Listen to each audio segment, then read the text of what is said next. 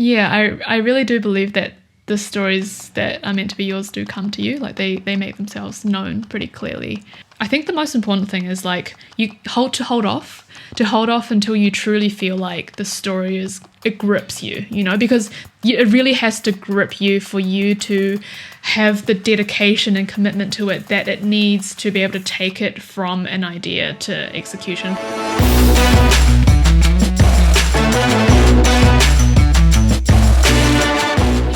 Hello everyone and welcome to Canon Conversations, the show where I sit down with some of the top creatives in the industry so that you can become a better photographer, or in this case, filmmaker, because on today's show, we are going to be talking through all things documentary filmmaking. How to start, how to find your voice, how to get funding, how to think of ideas. There's lots of cool stuff ahead.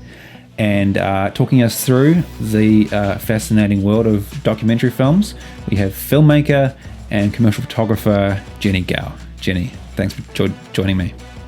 It's an honor. Thank you so much for having me. Awesome. For anyone at home who's not familiar with your work, do you want to give us a bit of a background on your journey with filmmaking? Yeah, sure. So I actually studied film. It was one of my majors at University of Auckland, but I never studied it to become a filmmaker. I really wanted to learn how to write. So after I graduated, I went into something completely different. Actually, I became a designer because Mum is a designer, and I grew up on Photoshop and InDesign and stuff like that. And also because at 21 or however old you are when you graduate, I just didn't feel like I had the life experience necessary to tell like a really strong story. So I wanted to sort of cultivate that first, and I did for many years before I circled back into film. And when I studied filmmaking at uni, it was always screenwriting, so it was always fiction. And that never really quite clicked with me. I just found real life more fascinating. I find real stories and real people like stranger than fiction, I guess you could say. And so fast forward many, many years later, I arrived at documentary because I love journalism and I love the medium of film. And I think documentary is a really happy middle. I also was at a place where I was really bored with my photography, to be honest. I was craving stories that were deeper and richer and could only really be told on video. So yeah, I'm about a year and a half into my documentary journey, and yeah, it's been a whirlwind. Awesome, fantastic. Before we jump into talking about your documentary films and your filmmaking career so far, photography and travel have been another huge part of your kind of creative life so far. Do you want to talk us a bit through your kind of commercial travel photography and what that all has sort of been like? Yeah, sure. So when I was a designer, I quit my job to freelance so that I could travel and live in all these places and countries I found fascinating, so that I could sort of upskill in photography. And so I lived in Nepal, I lived in Egypt and Canada for a while. And I did that because, I really wanted to, develop my eye, and I wanted to know how to take portraits with emotion. I wanted to say something meaningful, or, learn how to say something meaningful. And so, that was like in 2015, and Instagram was a very different place. And so it was a lot easier to grow a community back then. And so I did that for a couple of years, and that eventually became my job, which is pretty amazing. But yeah, I guess, the time on the road, everything that I do now is based off of that foundation, I would say. Everything that I'm drawn to is still sort of, in faraway lands, and I think it will always be.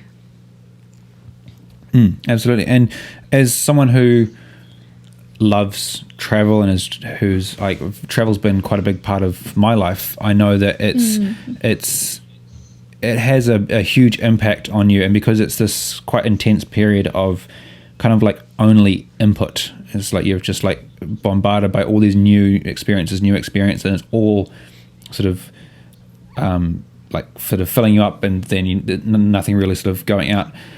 how do you feel like your time traveling has, affected your work and developed you as a creative? Gosh, that's such a good question. It makes you very aware of all of our differences, but ultimately all of our similarities. I think many travelers would say something along those lines. You kind of realize, I guess, our shared humanity, our relationships with the world, like our natural environment and our immediate community, with each other, like intergenerational, within the community, and also ourselves. It makes you, I guess travel is just, like, what better way to develop empathy, You really see humanity at its best and worst. And gosh, that's pretty much it, isn't it? You kind of take in all of these stories. It's the most humbling thing, that a young person could ever probably do for themselves. And I think such an important one if you are a creative who sees yourself telling meaningful stories for a career. And I think you're right. I think that's it. It's empathy. And because especially when you travel in a place and you spend a decent amount of time there, you get to go beyond the kind of surface level stereotypes that we, being in one country looking outwards to other countries, you see like that's what Japan's all about, and that's what India's all about. And when you actually are there in those places spending decent amounts of times, and you get to sort of go deeper beyond those layers and get to experience something more than that, it does make you more empathetic, and get to see other people's perspectives more, and that really grows you as a storyteller. Because if you're going to make a career about telling other people's stories, you better be empathetic and understand other people's points of view be beyond your own. Yeah, absolutely. Absolutely.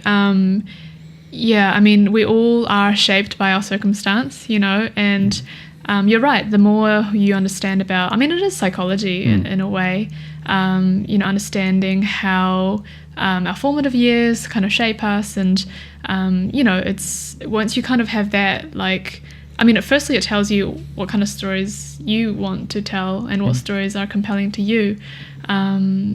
But just to be able to relate to subjects people, the more you can do that, I think, especially in documentary, or I guess photography in general, especially if you're shooting a lot of people, just being able to form a connection as quickly as you can, I've found it's like a soft skill. When you talk about photography, it's often very technical, but it's a soft skill that you really do benefit from. I think that's something I'd probably encourage people to do more of, equally, as much as people would sort of spend time upskilling their technical skills too. Yeah, I definitely agree, and I like your term there of soft skill, and because I feel like often it's the soft skills that, as you get further and further on in your career, those are the things that you stick with as skills you really focus on improving, and the kind of technical stuff just goes into the background. There's kind of, you just like get a sort of a base level of technical proficiency, and then there's all these other kind of nebulous skills around like reading people and understanding the craft of storytelling and things like that you're always working on beyond just simple ISO, aperture, shutter speed. Yeah, that's so true. And I also think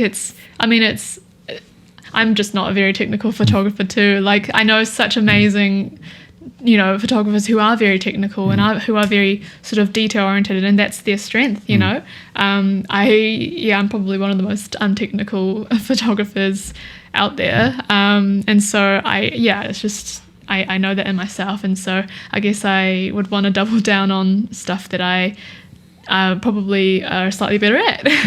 Well, that's the beauty of being a creative, is there's so many different ways of being a creative, and you get to lean into what feels authentic to you. And I guess to jump in now into your creative voice, and how you said earlier in the show how you wanted to kind of work on strengthening your narrative voice before really diving into documentaries. What did you kind of mean by that? And you're obviously aware of it earlier on in your career that it was something that you were missing, and how did you kind of define that earlier on? How did you then work on improving that? Well, I guess I always sort of thought that after I'd developed my eye enough, stories would come because they're everywhere.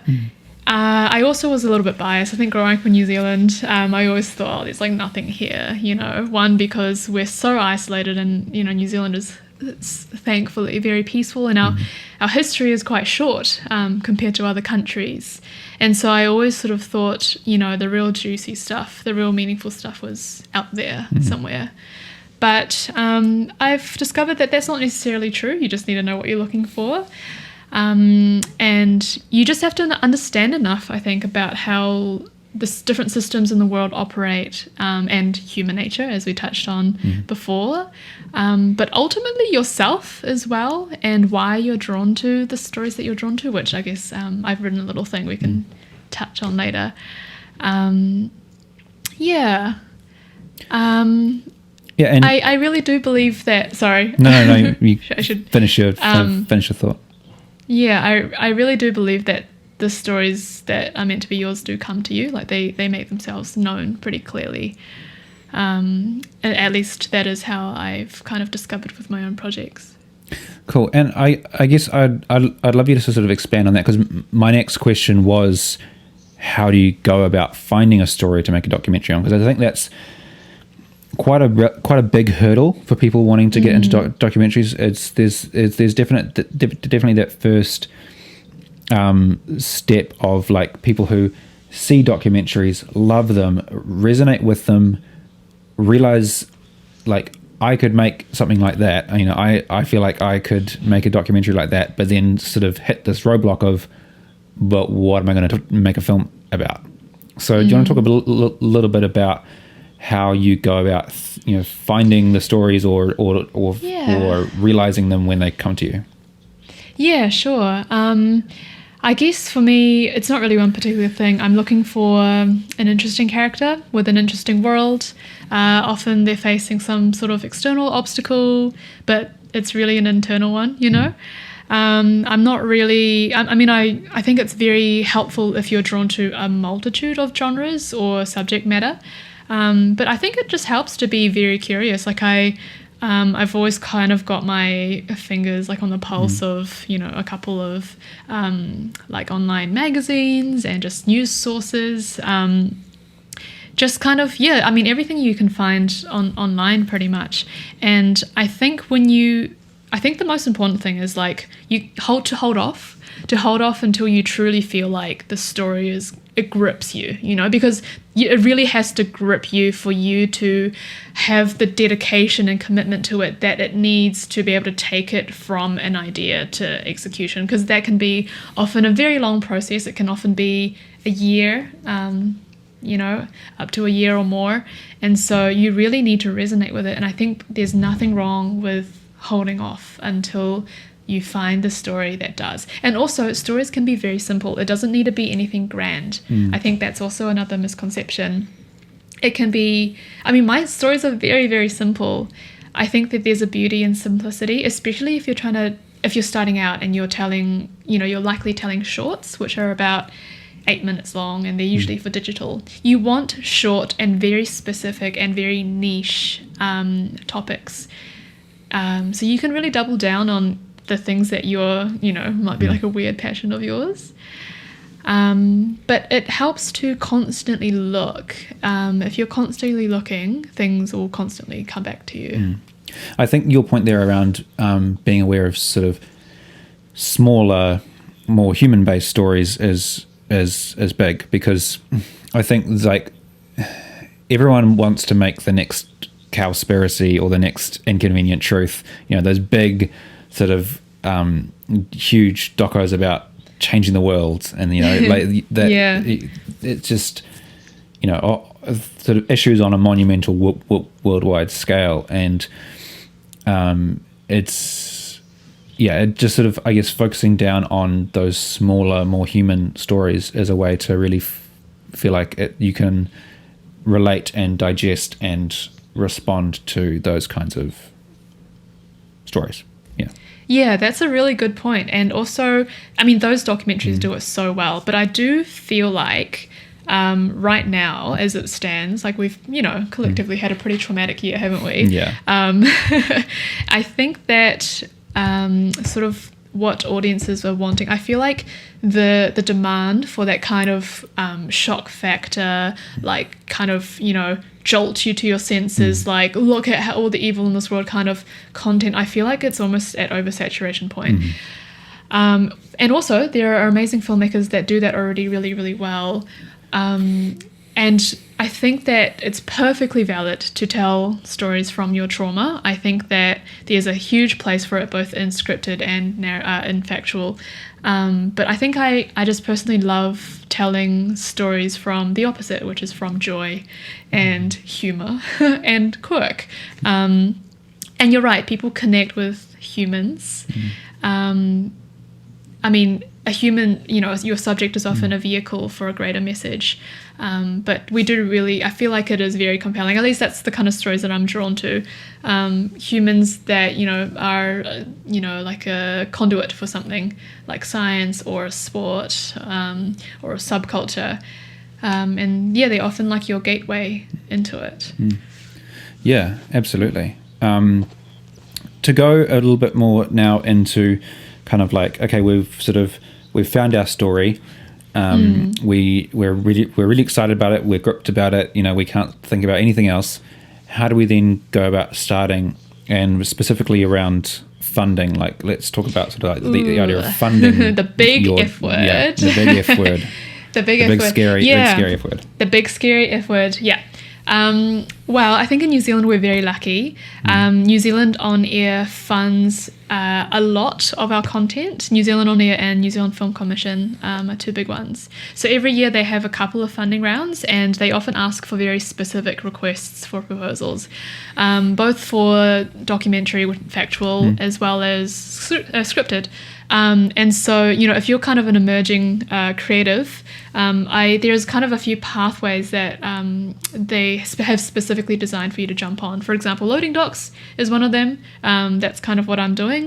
And yeah, New Zealand Film Commission has their pathway as well. So the kind of way that they like to nurture you is they want you to develop shorts. They want you to make shorts for them. And then usually once you have your shorts, you've proven yourself to some degree, and you can, you've proven yourself creatively, as well as being able to handle a budget as well as a crew, within a certain size. And so that's kind of your calling card to make features if you want, or series, just things with a bigger budget. Yeah. Cool. And I guess to go into like the specifics of, you mentioned that those various funding streams have like things that they're looking for. How do you balance? We talked earlier about like finding the story and being passionate about it. How do you balance sticking to that story versus adapting it into funding streams? This is my favorite part. I think that creatives in general should not shy away from constraints. I think constraints, there's the whole cliche saying about how much, constraints help our creativity. And I think, there's a real joy in, finding the subjects or the stories that you're really, really passionate about, and you have those, and then kind of trying to find homes for them is kind of my analogy. For example, and I guess we'll touch on this when we do talk about my work, is that like the spin-off, they have a specific voice. It's quite comedic, it's a little bit millennial and memey, and so they would probably want content that is around that or speaks to that, and that would be so different to the New Zealand Film Commission, who are after more sort of art house pieces and pieces that would do well in the festival circuit and would really push the boundaries of cinematography and storytelling and stuff like that. So I think it really is about knowing what each platform is after, and just kind of seeing, without obviously compromising too much your own sort of creative vision, seeing which homes are best for which idea. And sometimes there isn't, sometimes there isn't a home for your idea. And that's happened to me many, many times. And it's okay as well to park your ideas. I have many ideas that are just, in the archives. Oh, I'm sure every creative has a folder which is just like full of, this will happen someday. Yeah, exactly. Exactly. And I guess to sort of speak now to your work specifically, because you do have two separate projects funded by two different funding streams. So talk me through a little bit around those projects, what you're working on, and how those came about. Yeah, sure. Actually, I think both projects are funded by New Zealand On Air, but yeah, you're right, they're for different platforms. So yeah, I'm currently directing 2 short docs. One is a loading doc, as I mentioned earlier, and loading docs is a launch pad for short docos funded by partially New Zealand Air and partially the Film Commission, and one other funding body as well.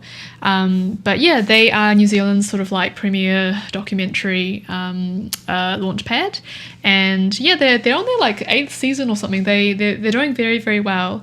And so that one is called Table for One. It's a sports documentary. It follows like a table tennis icon on her last sort of bid for Olympic gold, which was meant to happen this year at Tokyo, but we all know how that went. We're going to talk about that soon. Yeah. And then the other one is a doc for the spin-off. It's all around fungi. Yeah. Fun guys?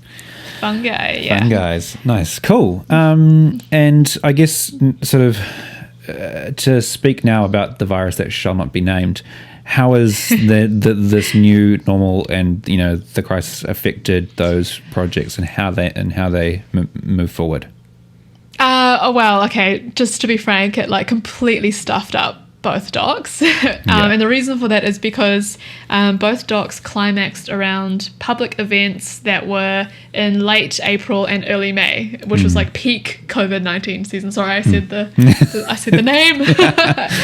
Yeah. So it absolutely screwed up. Like we couldn't travel to both destinations to film, and we already had, we already planned everything, which is a real pity, and it was a real shame, to be honest. Because both storylines were very straightforward, and it was quite important that they sort of peaked around those events. But I mean, we're still kind of grappling with it. Actually, I'm still. I spent a lot of lockdown trying to see how we could rewrite it, but to be honest, I mean, I spent a lot of level 4 not really knowing, and in that sort of weird. Fuzzy zone, because it feels like you're just waiting for everything to happen to sort of restart again, and you don't really know what's going to happen, until everything does restart, because doco is so much about following real life. So yeah, I kind of just resigned myself to that, and now as we start to sort of get more normalcy back, obviously my Table for One character Chun-Li is now back in the YMCA. She's back playing and coaching and everything like that. And the fungi community is sort of coming back into full swing now that it's almost winter, which is sort of peak fungi season. So yeah, we've definitely had to rewrite, and I'm still rewriting it. Which is kind of the beauty of doco. You're basically rewriting it and re-editing it up until your deadline. And there's a lot of learning in that. Yeah, absolutely. And I think because a previous conversation I had with another photographer on my own personal podcast, Cy Moore, he actually said that like the way to go about a documentary is to go into it and have your mind changed 10 times. Like if you go into it with the one story that you want to tell, that's called preaching. And I love that. I love that. It's so true. It's so true. And I mean, I think the hallmark of a really good doco filmmaker is to not have an agenda. You're there to ask the questions, and I think it's your audience is intelligent. I think we should treat them as they are, which they are, and you're not there to really say anything ideally. Yeah, interesting. I mean, it is a hard thing to balance. It's hard to remove your voice completely as a filmmaker, but being aware of that is incredibly important. Yeah, exactly. Absolutely. Cool.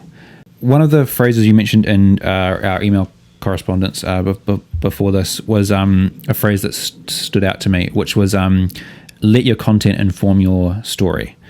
And I want you to sort of tell me a bit about that phrase and how you relate it to your work and how you use that sort of philosophy to tell better stories. Yeah, well, let your content inform your story is one of the best filmmaking advices I've ever gotten. But I think it really is like medium agnostic. It's not just pertaining to film. Yeah. And it's kind of all about when you're trying to decide on a theme or a visual style or how to tell your story, right? I think it often just helps to let your subject and their world tell you how you should shoot it. So personally for me, I'm a really big fan of subverting or combining genres. So as an example, my loading doc, Table for One, started off as, obviously it's a sport documentary, but it was also part music video. And the reason for that is because, I mean, our main character, Chun-Li, is so vivacious and so bold, and also just wears like a lot of colourful tracksuits, and the YMCA that she plays at is like the floors are bright red and the tables are bright royal blue. And it just looks like something out of like an 80s music video set. And so it just made sense. And with the Fungi doc, you know, it was part science doc, part like mockumentary comedy, which obviously speaks to the spin-off's style. And also the Fungi subculture is quite like quirky in that way. Yeah, I just think like, you know, you really just have to you don't actually have to exert much effort into deciding a style. When you have a strong story, it kind of just tells you how you should shoot it. And I think it's really important to, because, you know, when I first started in photography, I was always kind of trying to edit to a certain feeling or a certain style, or even just like certain colors. Whereas I think with film, you know, there's so many more layers. It's not as simple as that. And I think to really do your story justice, you need to be adaptable. You know, you're going to always be the one telling the story. You don't really need to try too hard to impart your voice because it'll happen anyway. And I think it's really, I don't know, like people think doco or documentary and think like, oh, it's serious interviews about serious subjects. But doco is just factual, you know, that's all it is. It's just sort of telling stories about the world in like a more elevated way than the news. So there's a lot of fun ways that you can do it in, and I think it's it's to your advantage to use it. Yeah, totally. And I guess sort of as we sort of approach the end of the show now, do you have any advice for young filmmakers to find their voice, to see stories and think of how to adapt them in an interesting way? Yes, I do actually. Let's do it. I wrote 3 like prompts. I love that. So they're kind of just questions. But so the first one is, what piques your curiosity? Is it like the natural world? Is it engineering? Is it culture, human nature? So these are your subjects. And then number 2, and more importantly, why are you curious about them? So like the things that we are drawn to tell us so much about ourselves, and there's been so many parallels between artist and muse, you know, and as we touched on before, even with our best intentions, when we observe things, it changes what is being observed, right? So when we inevitably imprint ourselves into the story and our work, it is to our advantage and our subjects to be self-aware of how and why. And that is your story. And the third point and the final point, I think, is like your main creative tool aside. So like if that's film or photography, that aside, what else do you love? So nowadays creatives like have their fingers in quite a few pies, and that was the case for me. You know, I came from design, and for the longest time I thought that there was something that held me back because it felt like I wasn't mastering just one. But it is your greatest strength. Like they all inform one another. Your photo lens can be through a design lens, and your design can be through a film lens. And when you mash up multiple mediums or genres, that's probably where your unique magic lies, and that is how you personally tell your story, not anyone else. And I think that you should just, I don't know, make the most of that. It's your gift. Yeah, that's awesome. I love that, and I think that's totally correct. As a really great way for creators to find their voice is to like dip their toe into other mediums, and other things will resonate, and you'll pull something from design that even a photographer who does design as well won't pull the exact same angle or reference from, or same thing with any other interests or hobbies or whatever. But I think different creative mediums especially combine really well together into creating a unique voice for photographers, filmmakers, artists, anyone. It's so true. And I think the most important thing to remember too is that what we're doing, like everything that we do with storytelling, it's just like a form of service. Like we are the mediums for important voices, for important communities, for ideologies that have not been really heard much before.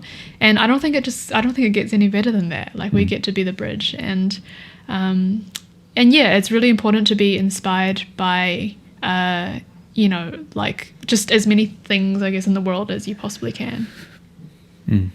Yeah, cool, awesome, fantastic. And one of my last questions is for the more kind of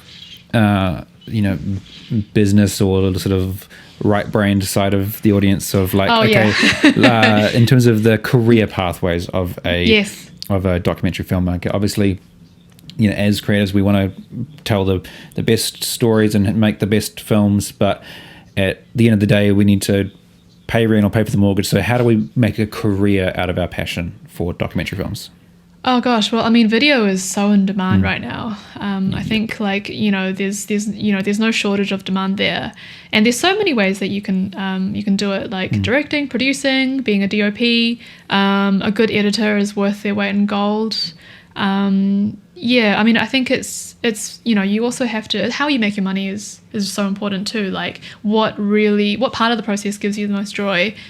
And like how lucrative is it, I guess. I think, like, for example, one very underrated job is producing. It's something that I really would like to get more into. And producers make just as much, if not more, than the director. They're the ones who are in charge of the budget. And so they reasonably make quite a bit of it. So yeah, I mean, I think it also, like, a lot of commercial photographers are also filmmakers, and I think both complement each other really well, both from like a financial sense, obviously, because film projects take ages, whereas commercial photography benefits from having a really fast output. Turnover, yeah, so like I think that's a really, really lovely blend. You have things to sort of tide you over for the long haul, and you really need that time to develop things, but also you can pay the bills with your projects. And I think that speaks directly to our last point of as much as different creative pursuits help build your creative voice, like as a photographer or filmmaker or whatever, it also solidifies your career in terms of being able to do photography jobs and be able to do design jobs, be able to work as a producer, and as much as those are helping you pay the rent, they're also diversifying your eye, your taste, your voice as for your chosen most passionate medium. Yeah, absolutely. I feel like our generation needs to be agile in that way, don't we? There's no such, to our benefit. Yeah, thinking outside the box of the one job title of like, I am a documentary filmmaker and that is my job and that is all I do, and and I have X salary for that.